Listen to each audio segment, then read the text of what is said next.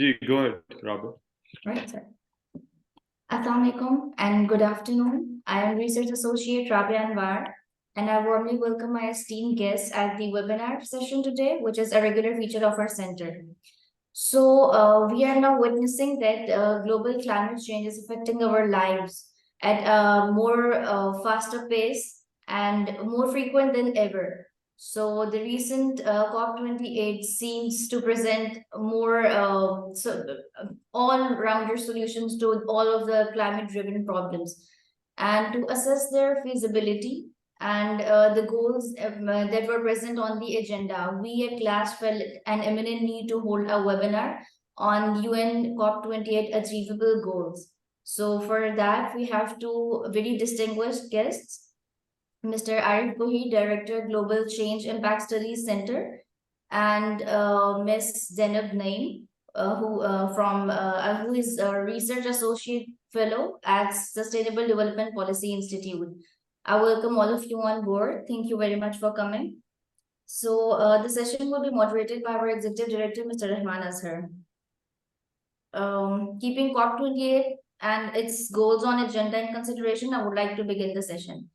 So my very first question is from you, sir.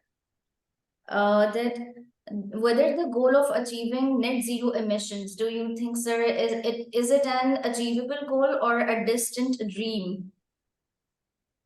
And what mechanisms can we put in place to monitor its progress? Sir, am I I audible? think Arif गौर साहब से आपने पूछा है? जी, जी, Mr. Arif गौर साहब, kindly if you can respond, ji. Yes, sure. Thank you very much for inviting me to this August forum and share my thoughts regarding the COP28, its decisions and its implication and the challenges, what we have found through this COP and what we couldn't get, unfortunately. Regarding the achievability of the goals, I must say that many things have been said, much decisions have been done over there, but I am still dubious about the applicability of these things. For example, if we say that there will be transition away to the fossil fuels and there will be concerted efforts doubling the funding for the adaptation, but no consensus on the climate finance, as well as nothing on Article 6. So I mean, speak about the actions is there, but the actions I see missing. So until and unless there is very, very concrete decisions or a way forward how to do these things is not there, or the aligned things which will make these decisions happen are not there, the achievability is a distant future, at least I see for it. And there are good decisions definitely that transitioning away to the fossil fuels and then tripling the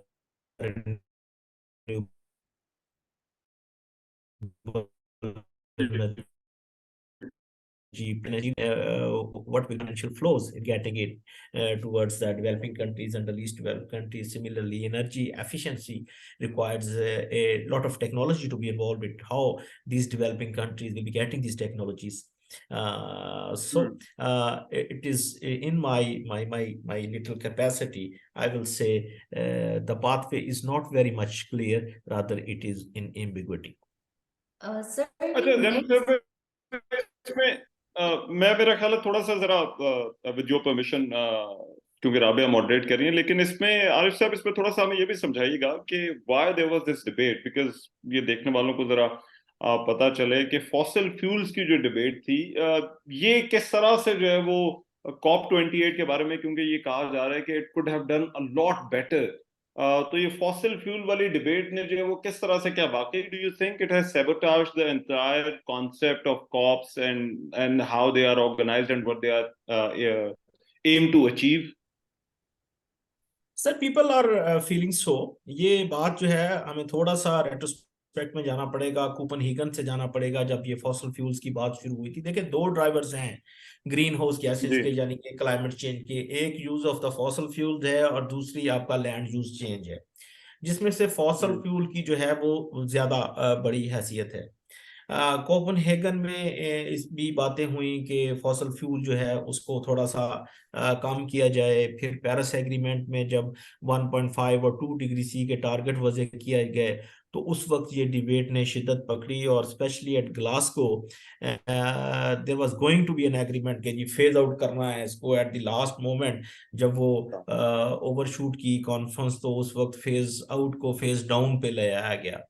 तो इस दफा तो बहुत ज्यादा expectations थी लोगों की कि जी फेज आउट की तरफ जा रहे हैं। फिर presidency in itself was in debate के जी फॉसल फ्यूल कंपनी के जो हैं वो प्रेसिडेंट हैं इसके अंदर। तो बहरहाल बहुत सारे उधर ह्यू एंड क्राई था, लोगों की एक्सपेक्टेशंस थी स्पेशली लीस्ट डेवलप कंट्रीज की, डेवलपिंग कंट्रीज की जी के फेज आउट की तरफ जाया जाए। लेकिन लॉजिकली अगर देखा जाए तो फेज आउट का एक वाज़ेह प्लान भी नहीं दिया जा सकता, क्योंकि एनर्जी की डिमांड्स जो हैं कंट्रीज की how will be met with.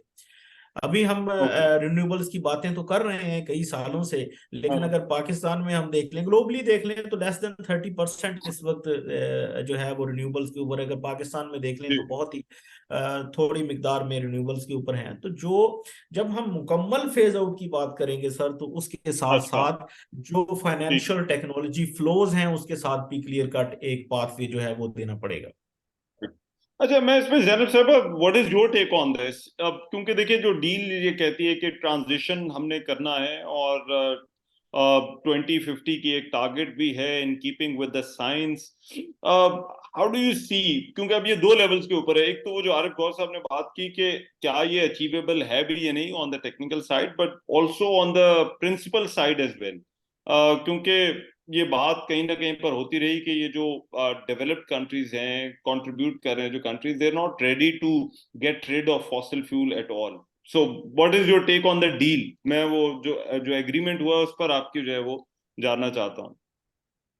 देखिए, interestingly and first of all thank you so much Arif साहब, बहुत जबरदस्त तरीके से इन्होंने एक्सप्लेन किया। बट एक चीज जो इधर द मोस्ट इम्पोर्टेंट एस्पेक्ट जो हम मिस कर रहे हैं वो ये है कि COP28 को प्रिजाइड किसने किया? The president was the president of ADNOC company, जो कि एक ऑयल कंपनी है, फॉसिल फ्यूल कंपनी है। So that's the message was very clear at that time कि you cannot talk about disregarding the oil companies completely and totally, क्योंकि आपकी दुनिया उस पे चल रही है। So वो तो खत्म नहीं होने वाला। This is something that we have to understand.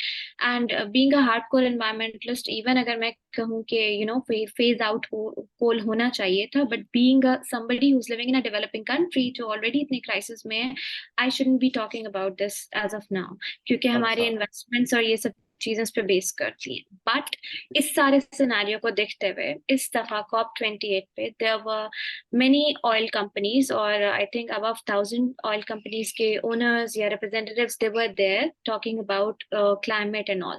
So initially जो बात हुई है, जो डिफरेंट सेशंस में डिफरेंट साइड इवेंट्स पे बात हुई है, वो है रिड्यूसिंग मीथेन एमिशंस, और उस पे ऑयल कंपनीज का कंसेंसस है, अलायंसेस बनी है on how methane emissions will be reduced, overall how we will be talking about transitioning towards एक ऑयल कंपनी है that will be transition towards energy company. तो अभी ये वाली ट्रांजिशन की बात हो रही है।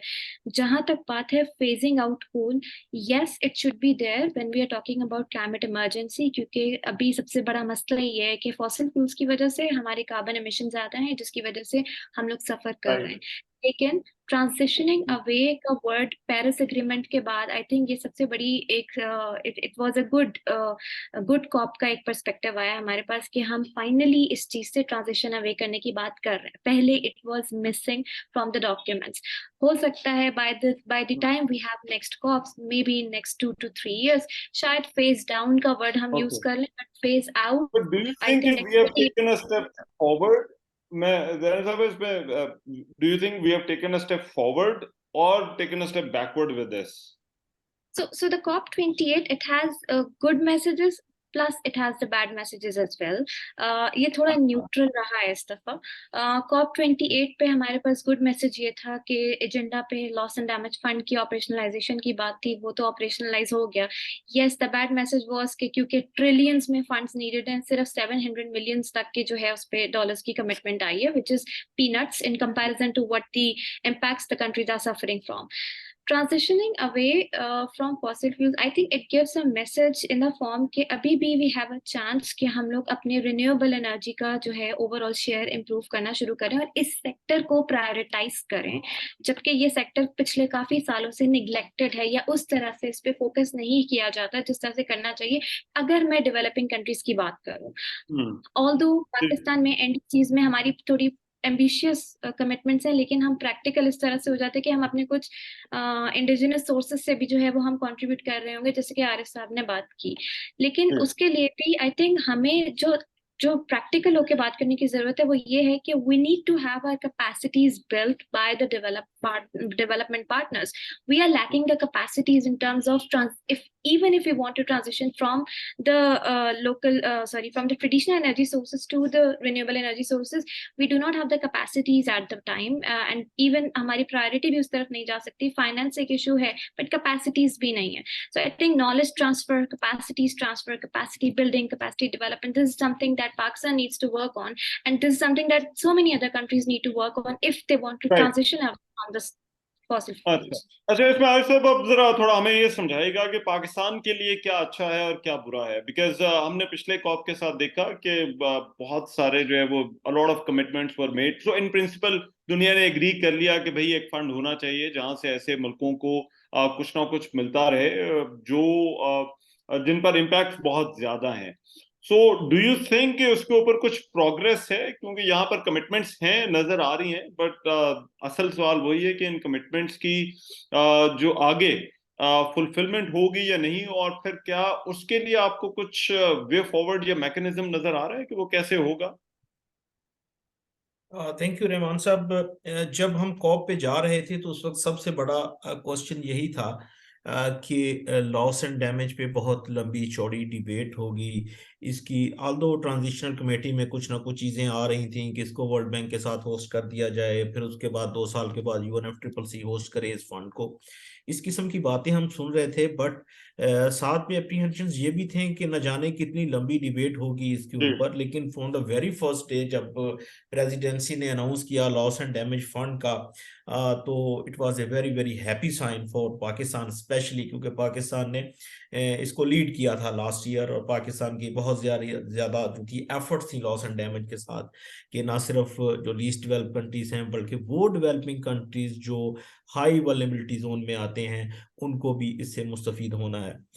लेकिन बात फिर अचानक ये हुई कि उसके अंदर जो पैसा आया, दुनिया तो एक्सपेक्ट कर रही है कि दुनिया में इतनी डिजास्टर्स बढ़ रही हैं, फ्लड्स आ रहे हैं, ड्राउट्स आ रहे हैं, फॉरेस्ट फायर्स हो रही हैं, हीट वेव्स आ रही हैं, तो there should be ample amount in it. But ये 600-700 मिलियन डॉलर की कमिटमेंट, आई मीन इट्स मैं तो इसको पीनट भी नहीं कहता ऑनेस्टली स्पीकिंग. इसके लिए कोई कमिटमेंट्स जो हैं वो होनी चाहिए थी वाजे तौर पे. जिस तरीके से 100 बिलियन की कमिटमेंट GCF में है, तो लॉस एंड डैमेज के लिए भी कोई कमिटमेंट का कोई फ्रेमवर्क बनाना चाहिए था कि कौन सा कंट्री, कितने कंट्री क्या क्या कंट्रीब्यूट करेंगे.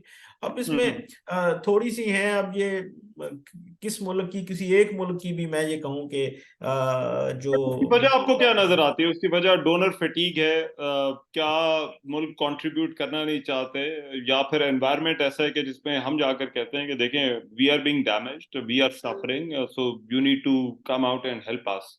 तो वजह आपको क्या नजर आती है व्हेन दे प्रिंसिपली सब एग्री कर चुके हैं? सर, वजह सबसे बड़ी तो ये है कि क्या जो डेवलप कंट्रीज हैं क्या वो डिजास्टर्स को फेस नहीं कर रहे, क्या उनके यहाँ क्लाइमेट वगैरह नहीं आ रहे हैं. अगर आप लास्ट इसी साल अगर आप देखें तो मैसिव हीट वेव आई है यूरोप के अंदर, और इसी तरीके से बाद में फ्लडिंग आई है. They are equally poised to these things. But developing countries का स्टांस ये है कि we are not historically responsible for these things, so that's why the developed countries should allocate sources.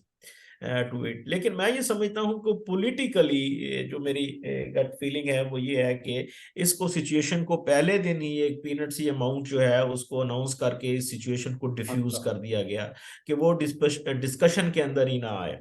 तो पहले दिन ही जब लॉस एंड डैमेज पे UAE ने कमिट किया, उसके बाद दूसरे 3-4 कंट्रीज ने कमिट कर लिया, तो उसके बाद जो सारे का सारा निगोशिएशंस का जो था जी मोमेंटम वो ग्लोबल स्टॉक टेक की तरफ चला गया, उस तरफ डिबेट शुरू हो गई। तो this is here we are standing, but I still feel के इसके अंदर भी आइंदा कॉप्स के अंदर और इंटरसेशनल्स के अंदर इसके ऊपर बात होनी चाहिए कि लॉस एंड डैमेज के लिए जो है एडिक्वेट फंडिंग मे बी, ये जो एनसीक्यूजी आ रहा है new collective goal on quantified finance का जो है, जिसके ऊपर कोई पेशरफ नहीं हुई इस दफा, सिवाय इसके कि इसको इंटरसेशनल्स के ऊपर लेके जाया गया और 1-2 मीटिंग्स जो रखती हैं उन्होंने मार्च और अप्रैल में, उसके साथ जी में भी टैग किया जाए। So this is the thing I perceive from this thing. Alright. Ma'am Zainab, मेरा सवाल एक आपसे है। मैम, क्योंकि इसके लिए ग्लोबल कोलैबोरेशन होना बहुत जरूरी है, तो मैम आपको लगता है कि जो स्टेट्स हैं वो अपनी जियोपॉलिटिकल टेंशन्स को they will put aside and will they collaborate for this common environmental goal? तो अगर मैं साउथ एशिया की बात करूं तो to be very honest, India Pakistan के आपस में क्लैशेस की वजह से सार्क फोरम उस तरह से नहीं चल पाया। तो अगर हम एक्सपेक्ट करें कि इस चीज पे कोई डिप्लोमेटिक हमें सोल्यूशन मिल सकता है तो वो एक चैलेंज है। हाउएवर अगर मैं बात करूं मल्टी क्राइसिस डिप्लोमेसी की for climate action, so that is happening. For instance SDPI में हम लोग climate action network south Asia के साथ इंटीग्रेट होते हैं। रिसर्च अभी हम लोगों ने recently climate urban resilience development पे नेशनल रिपोर्ट लॉन्च की, जो कि कॉप के साइड इवेंट पे लॉन्च हुई थी। So we are working. I think हमें एक चैनल जो बंद है डिप्लोमेसी का, हम उसके अलावा चैनल्स एक्सप्लोर कर सकते हैं जिसमें थिंक टैंक्स आते हैं, एक्सपर्ट्स आते हैं, एकेडमिशियंस आते हैं टू गेट कनेक्टेड। क्योंकि अभी इस टाइम पे, और दूसरी बात जो इससे पहले जिक्र हो रहा था, COP28 पे इस साल ओपेक कंट्रीज थे। ओपेक कंट्रीज ने कैसे वो फेज आउट का वर्ड वहां लाने दिए, क्योंकि उनकी सारी इकोनॉमी उस पर बेस करती है। सो वो चैलेंज रहेगा हमारे पास। लेकिन क्योंकि लॉस एंड डैमेज फंड इसलिए ऑपरेशनलाइज किया कि ओपेक कंट्रीज के पास फंड है, पैसा है, और वो वहां पे लगा सकते हैं जहां पे रिक्वायर्ड है। उसके लिए अभी पाकिस्तान जैसे ममालिक को फोकस करने की जरूरत है, डेवलपिंग रीजनल डिप्लोमेसी। आप मीना रीजन के साथ डिप्लोमेटिक टाइज अपने इंक्रीज करें, इनहांस करें, जिसके जरिए आपके पास फंडिंग आए, इन्वेस्टमेंट्स आए। अभी हमें उसकी जरूरत है, बजाय इसके कि हम ये देखें कि हमें ओवरऑल वर्ल्ड में हमने कितनी अपनी एमिशंस कम करनी है नहीं करनी। उस पर तो इंडिविजुअली हर कंट्री फोकस कर ही रहा है, कोशिश कर रहा है, लेकिन एक चैलेंज परसिस्ट है फाइनेंस का। And I think finance is something जिसके लिए आपको डिफरेंट रीजन्स में अप्रोच करने की जरूरत है। और उससे पहले we need to put our own house in order first.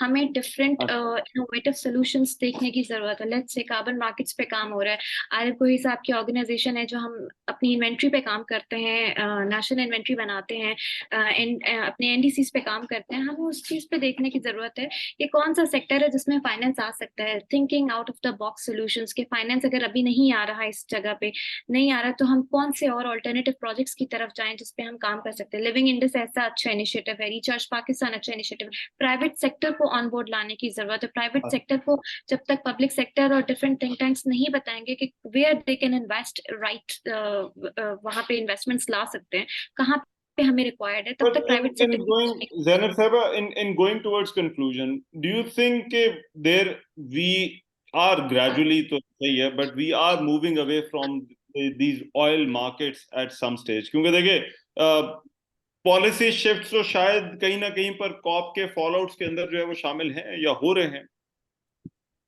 I think we are not completely transitioning away from fossil fuels. That is going to take a lot of time as of now, but we have a choice कि हम अपने existing fossil fuel infrastructure को energy की तरफ किस तरह divert कर सकते हैं और उधर से investments कैसे लेकर आ सकते हैं towards decarbonization, towards green energy. I think वहां पे हमें अपनी थोड़ी सी पॉलिसीज को या एक्शन प्लान्स को रीओरिएंट करना चाहिए, ताकि मैक्सिमम इन कंपनीज की तरफ हम, इवन इनके सीएसआर इनिशिएटिव्स की अगर आप बात कर लें, तो वो सीएसआर इनिशिएटिव्स के थ्रू ही हम लोग किस तरह से टुवर्ड्स डिकार्बनाइजेशन या क्लीन एनर्जी की तरफ कैसे जा सकते हैं, आई थिंक उस पे काम करने की हमें जरूरत है, and that is a possible way out of this. Right. Azhar, what opportunities do you see for Pakistan, or especially क्योंकि we are primarily a center that works for legal policy. So, what would you suggest? हमारे यहाँ जो vacuum है legal policy का, environment का, वो आपको कहाँ पर जो है वो नजर आता है? In terms of whatever the goals जो हम दुनिया के साथ अगर चलना चाहते हैं, और कॉप के अंदर जो है वो जो जिन चीजों पर एग्रीमेंट होता है. देखिए सर, जो चीज मैं ये चाहता हूँ हमारे इस कंट्री के अंदर हो, वो सबसे ज्यादा ये है कि हम अपने हाउस को इन ऑर्डर करें, जो इंटरनेशनल रिपोर्टिंग है उसको मेट विद करें।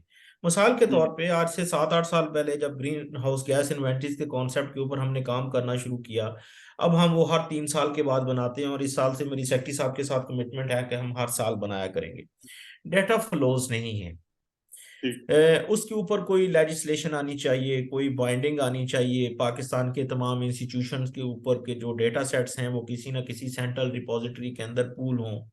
इसी तरीके से जो हमने अडेप्टेशन को या अडेप्टेशन कम्युनिकेशन के थ्रू हम जो कमिटमेंट करते हैं दुनिया के साथ या एनडीसीज के साथ करते हैं, उसका ट्रैकिंग के मैकेनिज्म के लिए हमें लीगल इंस्ट्रूमेंट्स की जरूरत है विद इन कंट्री।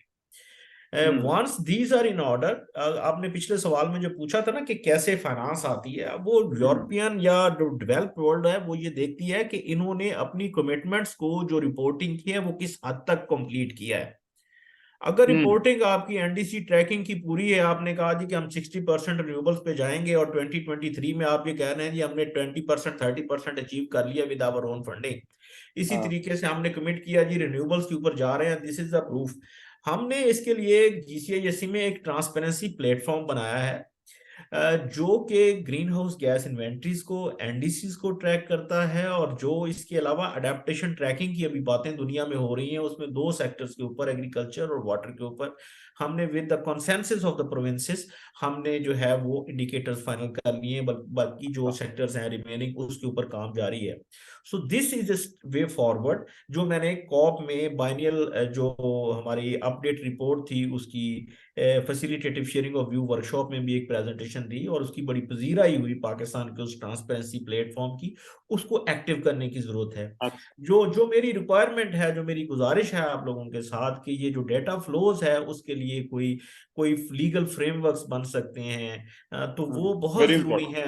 वो अगर बन जाए तो हमारे पास एक बेस लाइन इन्वेंट्रीज की शक्ल में मौजूद है। और जैसा कि जैनब ने कहा कि कार्बन जो है क्रेडिट का जो सिलसिला है, कार्बन मार्केट्स की जो पॉलिसी भी हमारी पाइपलाइन में है, तो उसके ऊपर हम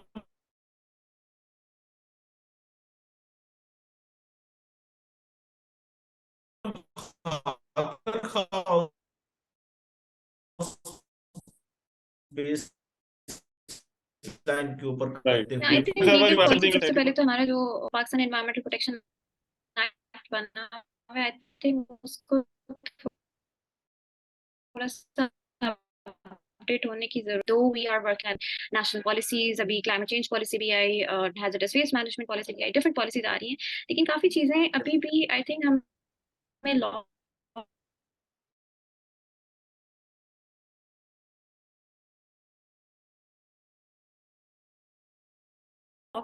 के अंदर कभी अपडेट नहीं हुआ। ईआईए प्रोसेस को अपडेट होने की जरूरत है। जैसे आरिफ गोहीर साहब ने मेंशन किया, इन्वेंट्री मौजूद है बेसलाइन से, उसके लिए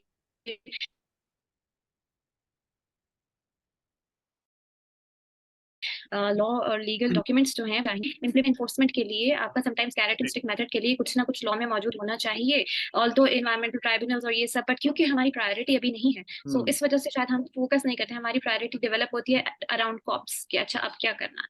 सो आई थिंक हमें उससे पहले जहाँ से कुछ पैसे आने हो वहां पर हुकूमत की प्रायोरिटी एग्जैक्टली, और पैसे में भी हम लोग फंस जाते हैं कि कौन सी मिनिस्ट्री कौन से उसको हैंडल करेगी। सो आई थिंक ये चीजें हैं जो हमें बहुत ज्यादा इस पे काम करने की जरूरत है, और उसके बाद ही कंसेंसस के थ्रू आई थिंक हमारे लिए प्रोजेक्ट्स वगैरह करना कोई इतना मुश्किल नहीं होगा, अगर हम पहले इंटरनली अपने पॉलिसी रेगुलेशंस को असेस कर लें। All right. So wrapping up the session, indeed, it was a very productive session. Thank you very much, both of the esteemed guests. Thank you, Ji. And we hope to collaborate with you for our future events. Thank you very much, sir and ma'am. Thank you, Allah Zainab. Hafiz. Thank you, Arif. Thank you very much. Thank you.